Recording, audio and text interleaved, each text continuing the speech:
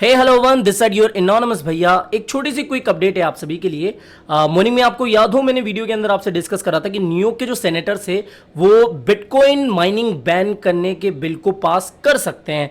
और मेरे वीडियो के अपलोड करने के तुरंत बाद ही मैंने आपके साथ ये ब्रेकिंग अपडेट भी टेलीग्राम पर अर्जेंटली शेयर कर दी थी कि जो न्यूयॉर्क सेनेटर्स है उन्होंने इस बिल को पास भी कर दिया है। यानी कि जो कार्बन बेस्ड बिटकॉइन माइनिंग हो रही थी फाइनली अब वो न्यूयॉर्क के अंदर बैन हो चुकी है।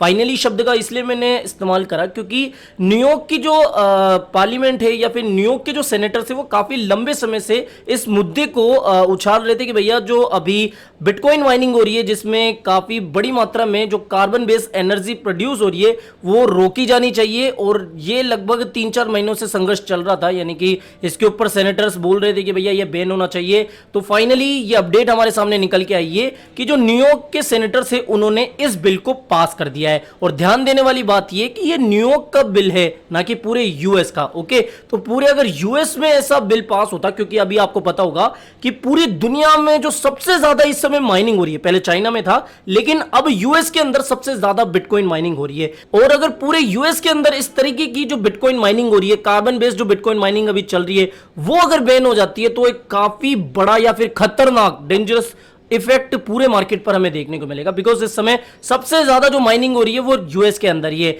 लेकिन जो रिन्यूएबल एनर्जी का यूज कर रहे हैं उस तरीके से आप माइनिंग कर सकते हो, लेकिन जो जैसे कार्बन बेस्ड है वो सिर्फ रोकी गई है। ओके, और आपको याद हो जो टेस्ला के सीईओ इलॉन मस्क ने बिटकॉइन एक्सेप्टेंस को बैन किया था या फिर उसको सस्पेंड किया था, उसका यही रीजन था कि जो कार्बन बेस्ड अभी यानी कि जो एनवायरमेंट फ्रेंडली नहीं है इसलिए इसको हम एक्सेप्ट नहीं कर रहे हैं। इसके अलावा ये तो एक अपडेट थी ही, जापान की तरफ से भी एक काफी इंपॉर्टेंट अपडेट निकल के आई कि जापान ने भी एक बिल को पास करा है। आज के दिन दो काफी इंपॉर्टेंट बिल पास हुए थे।